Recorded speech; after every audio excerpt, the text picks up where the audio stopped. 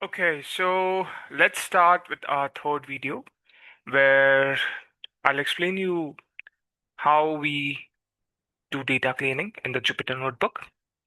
First, we will go into Jupyter Notebook. So what I'll do is I'll type Jupyter Notebook in terminal.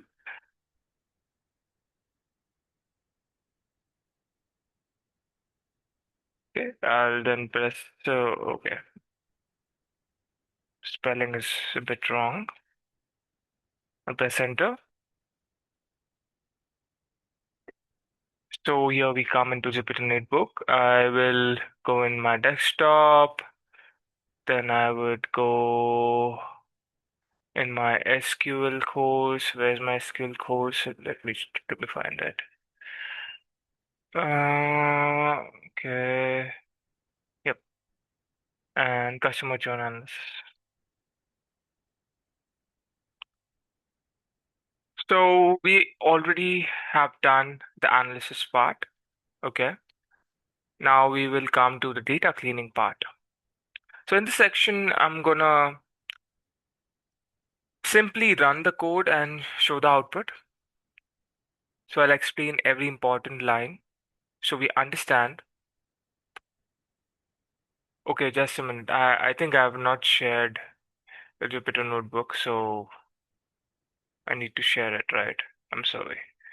Okay. Yeah. Yep. Now you can see the Jupyter Notebook. Okay. So we have already done the data analysis part here.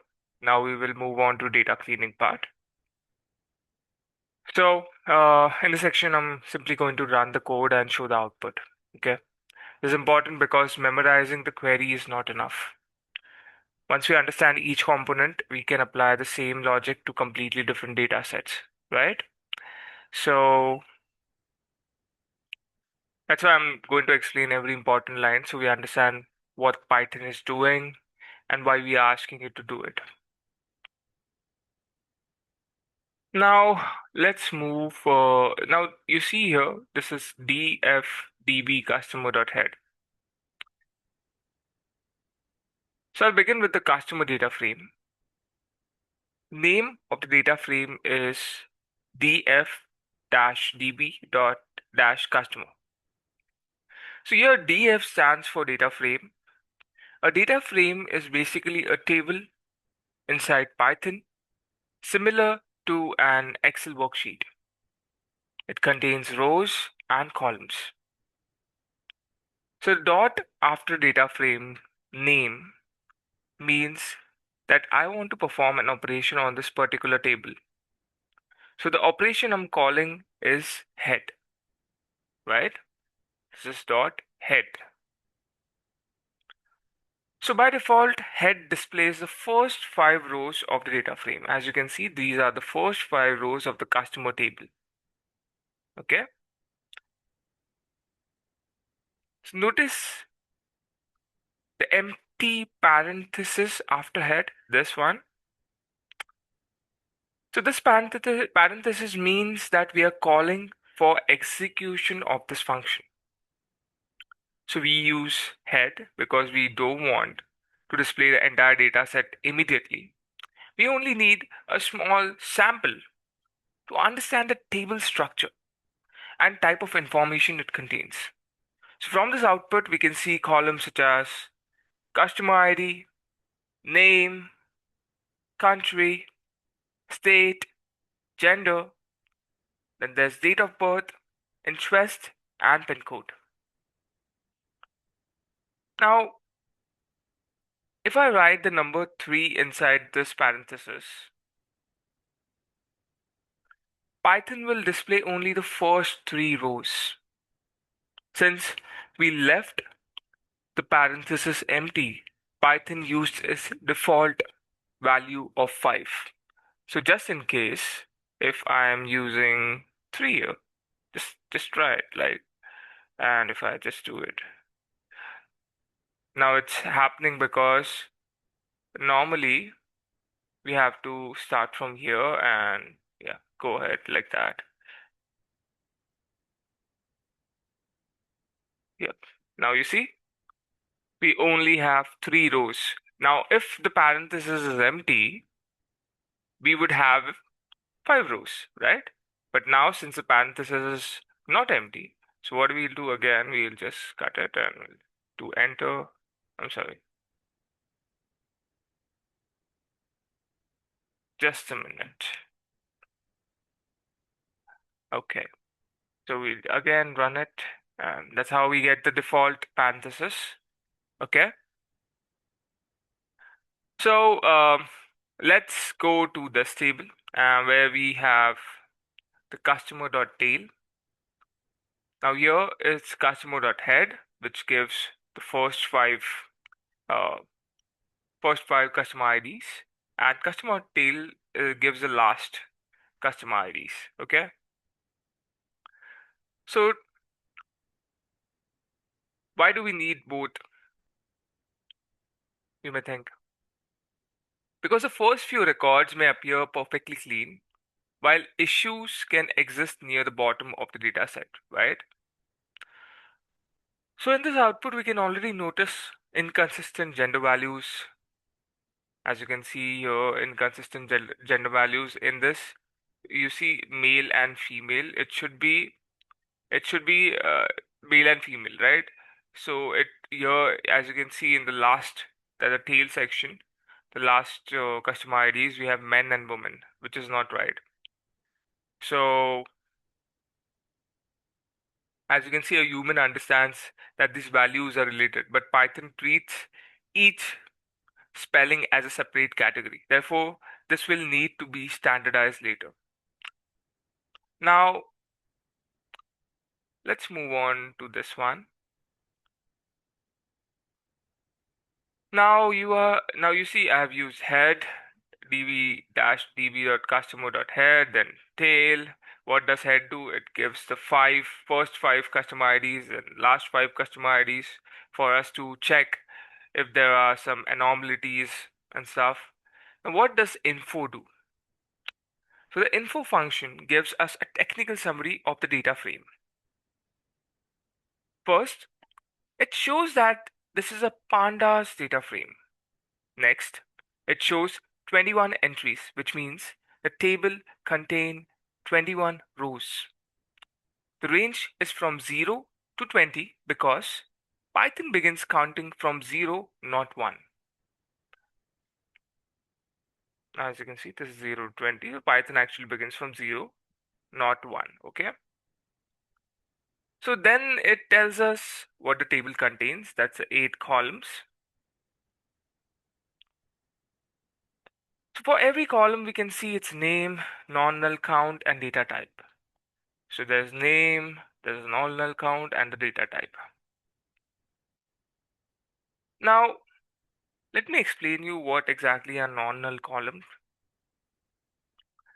So non-null count tells us how many records actually contain information. For example, customer ID has 21 non-null values. Since the table has 21 rows, no customer IDs are missing. Country, as you can see, has 18 non-null values.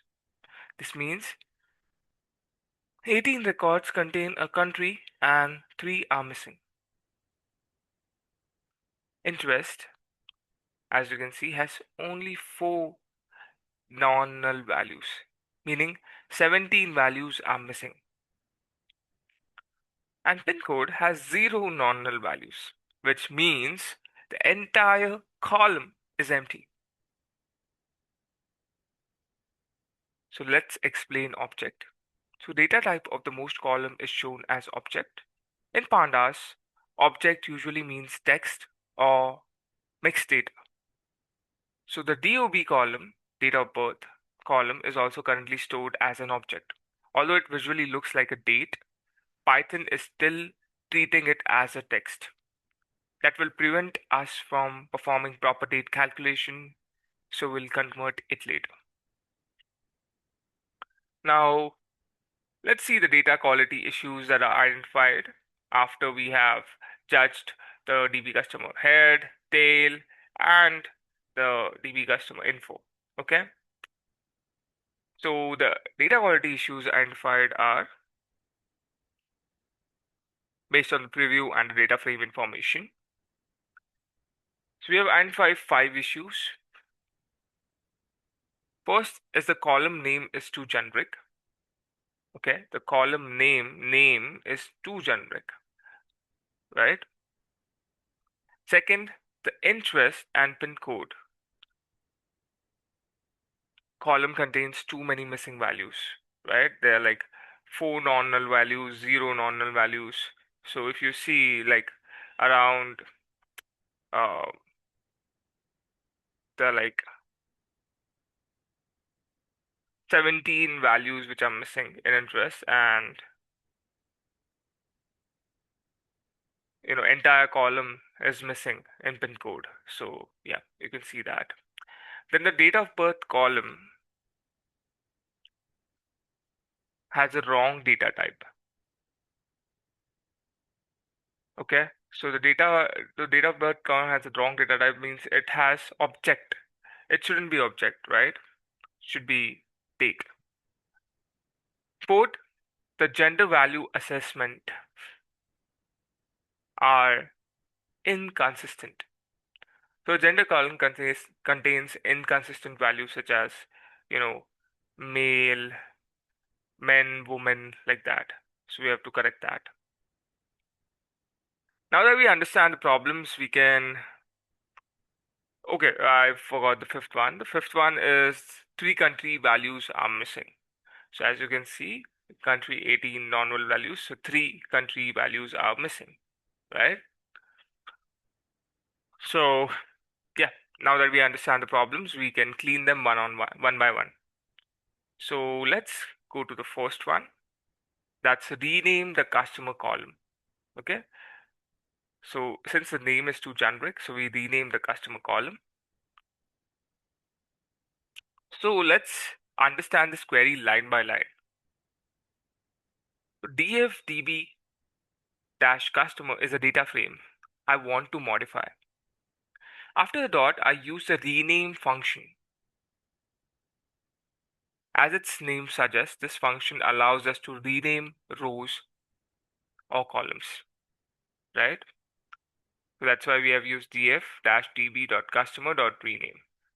First, if I can go back, we have used df.ddcustomer.head for getting the first 5 rows. Then same we have used the df-db.customer.tail for getting the last 5 rows.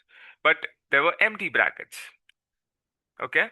Now here see, as you can see in the parentheses, the brackets are filled. So inside the parentheses, I've used parameter columns. Like this actually tells Python that I'm renaming a column, not a row. So after this equal sign, I provide a dictionary, right? Now let's explain the dictionary. So as you can see inside the column, if you see inside the columns, there's name and customer name. So Python dictionary stores information in key and value pairs. Here, the key is existing column name, that's name, and the value is the new column name, that's customer name. So since we want to replace name from customer name, we have put the key, that's a name, in existing column, and the value, the new column, that's customer name. Okay. So in simple language, this means that find the column called name and change it to customer name. Now I will also explain what is in place is equal to true. This parameter in place is equal to true. It's very important. It tells Pandas to make the change directly inside the existing df-db-customer data frame.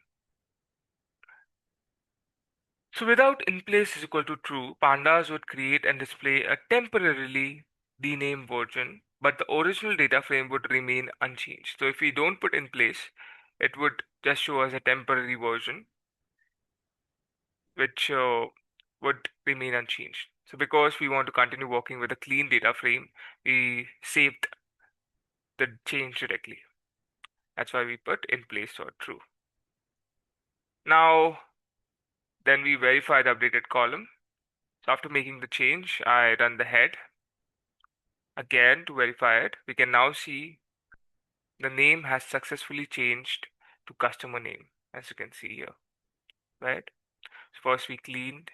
What we did is what we changed the name to customer name, and when we verified it by using this same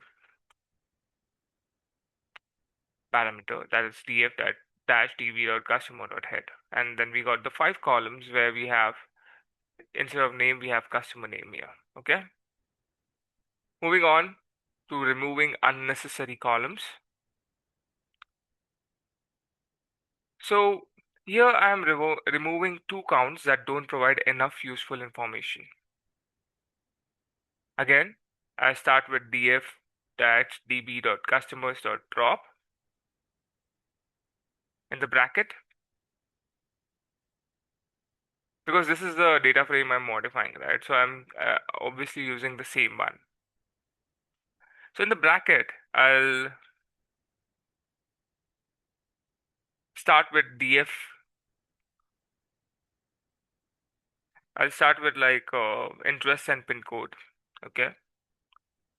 So here, first of all, the drop function removes the rows or columns from a data frame, right? So I've used the drop function here, if you see. So the column parameters, which are interest and pin code, tell Pandas that I want to remove the columns. And after the equal sign, I provide a list containing the name, interest, and pin code, right? The square bracket represents a Python list. The square bracket represents a Python list. A list lets us provide multiple items together. Therefore, this line tells Python to remove both specified columns. Now, again, we have used in place is equal to true. It saves the change directly in the original data frame. That's why. And here we have used errors ignore because this protect the cell if it's accidentally like executed more than once. So first I had actually executed it, and again I pasted it. Uh, so that's why I had to put in the errors one. Otherwise, it was not necessary because it was first executed, and I've used in place at true because it already made the change. And then again, I wrote the script again, the query script, and like it was showing errors because it was already in place dot true I've done, and it was already executed in the original data frame. So I had to again write errors dot ignore to ignore the errors. Okay.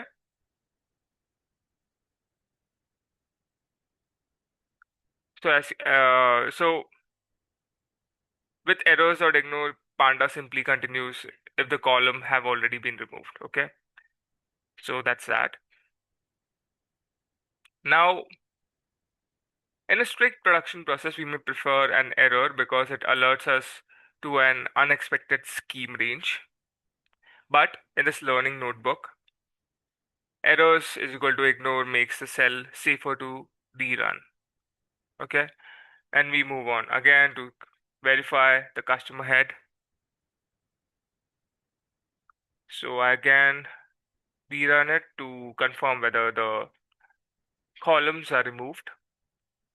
So we have successfully removed the interest and pin code columns.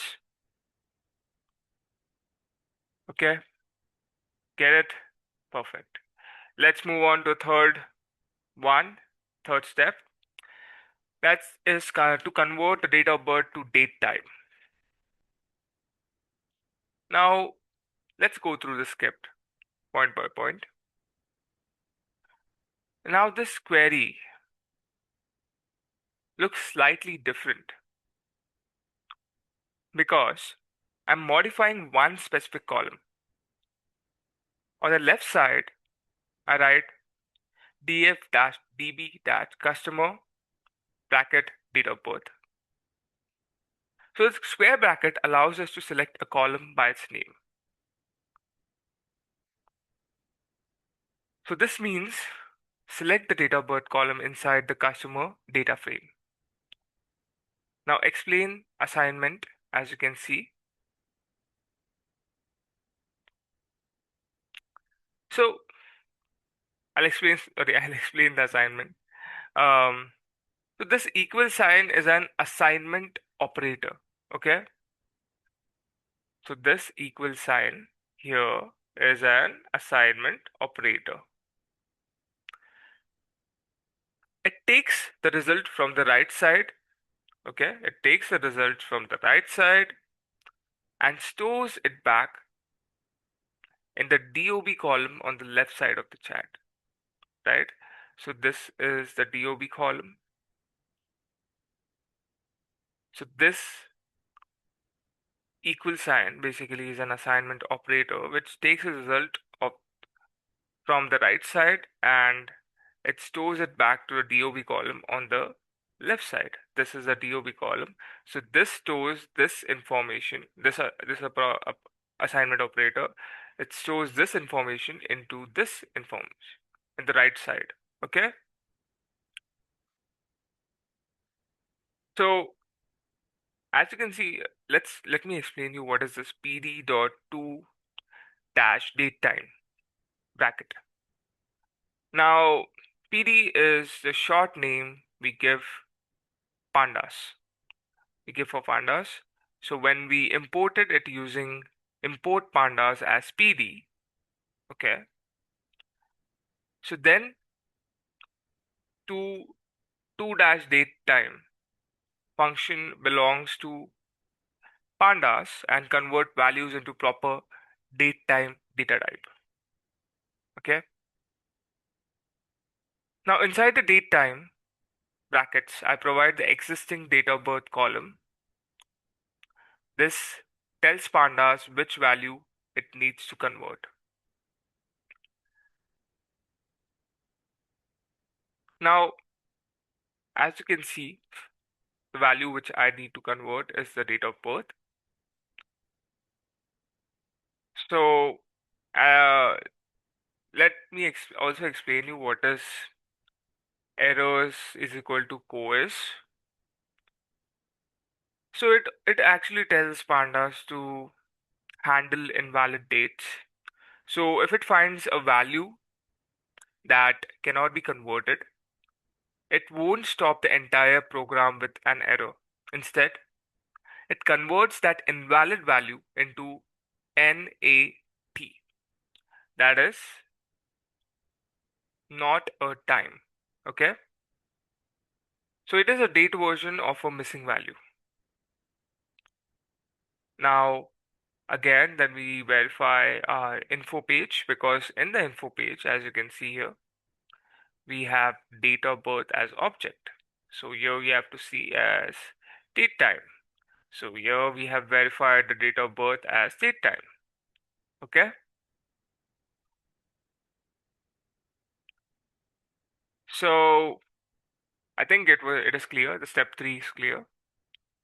Then moving on to step 4. So here we are cleaning the gender values by chaining multiple operations together. Okay. So why we are cleaning the gender value? As you can see again, if you move up here, you see it's men and women. It should be male and female, right? But it's men and women. So we have to clean that. So we have done that in step 4.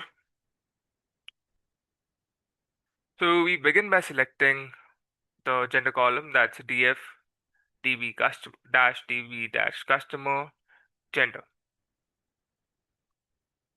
Now the brackets around the complete expression allows us to write the operation across multiple lines, making the code easier to read. Now let's explain string. String accessor here tells Panda that we want to apply text related operation to every value in this column. So what is dot stripped bracket parenthesis? So dot strip basically with brackets removes unwanted spaces from the beginning and end of every value.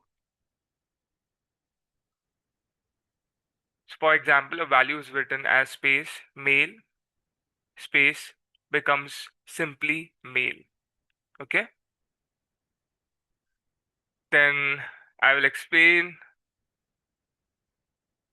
what is this title, str.title. So title basically standardizes capitalization. So values such as lowercase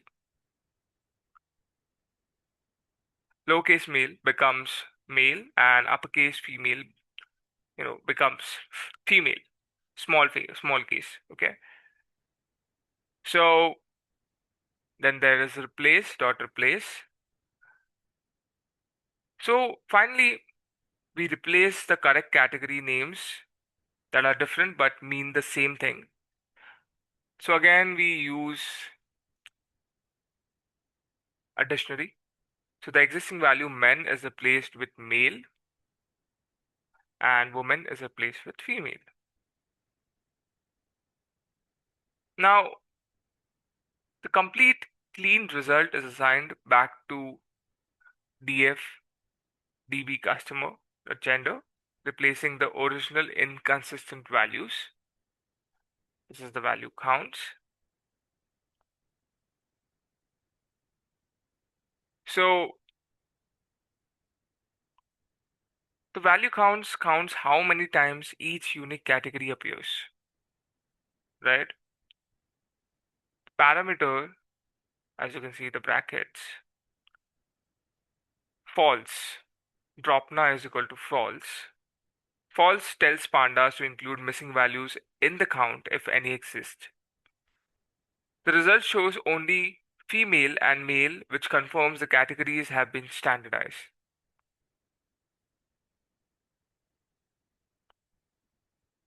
Okay, so I hope you understand the step 4, where we replace men and women with male and female, and then we verified it.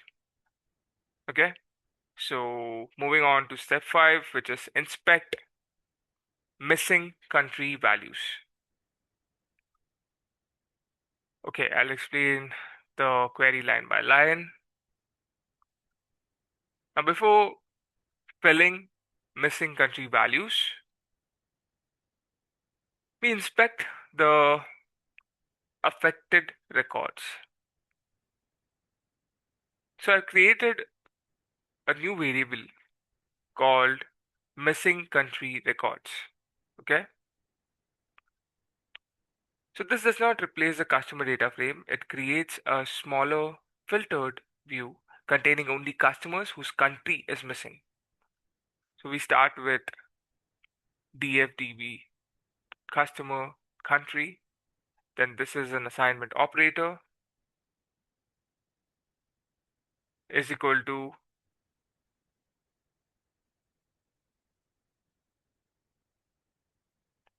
just a minute. So let me just recall a bit because I think I have done the null state here. Okay, I'm here. I'm so sorry. Okay. So as you can see, missing country records is equal to dfdb customer bracket dfdb customer bracket country is null. Okay. So for every row is null returns either true or false, right? It returns true when the country is missing and false where a country exists. So is null is basically helping in returning either true or false. Okay. So when a country is missing, it shows true. When a country exists, it shows false. Now, as you can see, the true and false conditions is placed inside the outer square, right?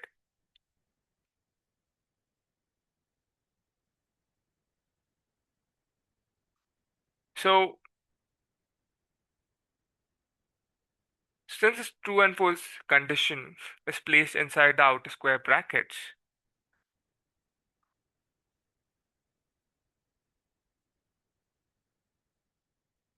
of the data frame, pandas keep the only rows where the condition is true. Okay, so you can see pandas is kept only where the condition is true. So this process is actually called Boolean filtering. Now, I'll display the only columns which is needed for investigation, that is customer ID, customer name, state, and country.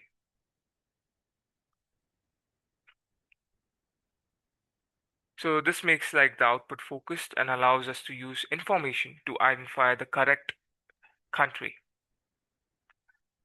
Now moving on to step 5, B part. Now here we have to create a state to country mapping. So I created a dictionary called state dash country dash mapping. So each state is stored as a key and its corresponding country is stored as a value. Delhi is stored in India, Kathmandu, the state is stored in Nepal, which is a country. So this allows Python to look at the state and retrieve the correct country automatically, right? So let's now fill. So this is like the whole query, which is based on making the state and country. So finding out exactly about the state and country. Okay. So yeah, that's. I don't think so. I need to explain it further.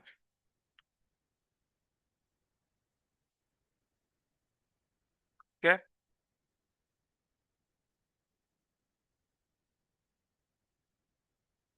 We basically write this query to make sure that we get this dictionary so that we can find the missing values.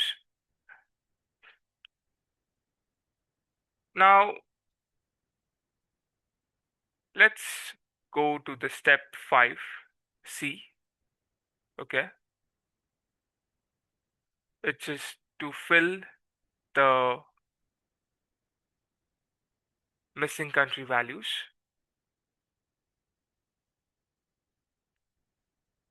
So on the left side, I select the country column because that is where the corrected values need to be stored.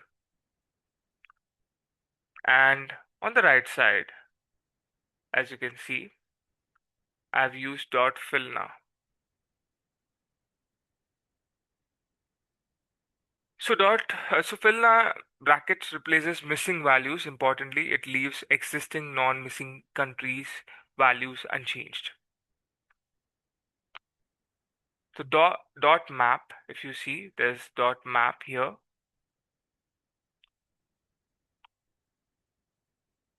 So inside fill now, I select the state column and use map. So map checks every state against dictionary. When it sees Delhi, it returns India. When it sees Kathmandu, it returns Nepal. These mapped results are used only when the original country is missing. So here, as you can see, isNull identifies missing country values and sum counts the number of true results. So in Python, true behaves like 1 and false behaves like 0. Therefore, summing the Boolean values gives us total number of missing records. The output is 0, confirming that all missing country values has been resolved. Let's move on to the verification query. So now as you can see,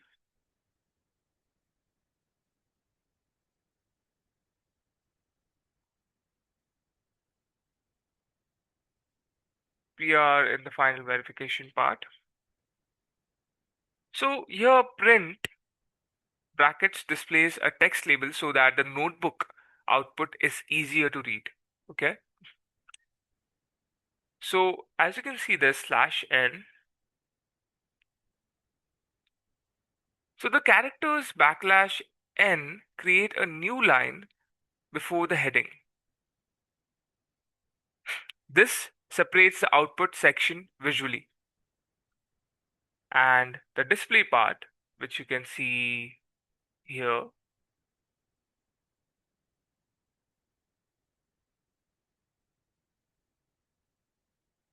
where's the display part? Yeah, this display part. So display is especially useful in Jupyter Notebook because it presents data frame and series in the formatted table.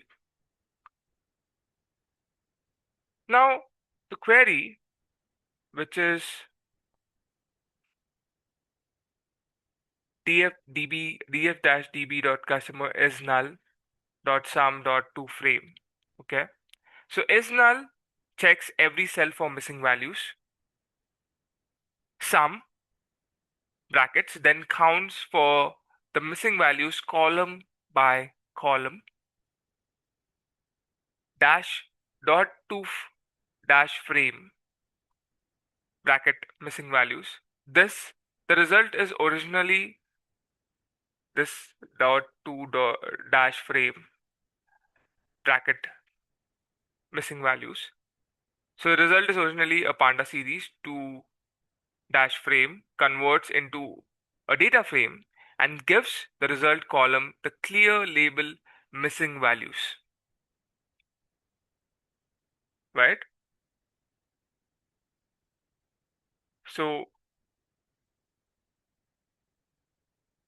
now we move on. What is exactly, if you can see here, we are using unique dot unique. Okay. So unique bracket returns the distinct values in the column. This column that only male and female remain. Then there's dot value counts.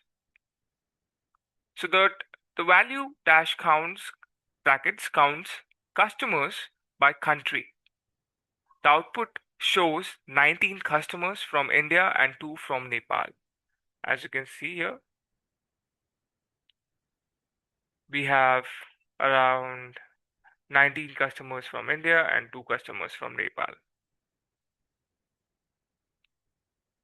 So I think you have very well understood this script, the query, because I've explained each part, whatever is important.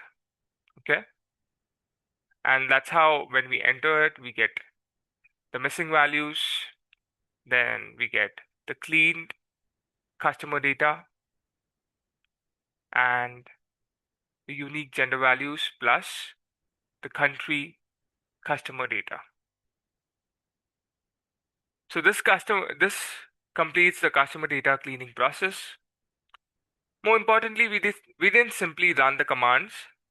For every issue, we first understood the problem, selected the appropriate Pandas function, made the correction, and verified the outcome. The problem solution verification pattern is the real skill behind data cleaning. So once we understand it, we can apply the same thinking to much larger data sets. Okay.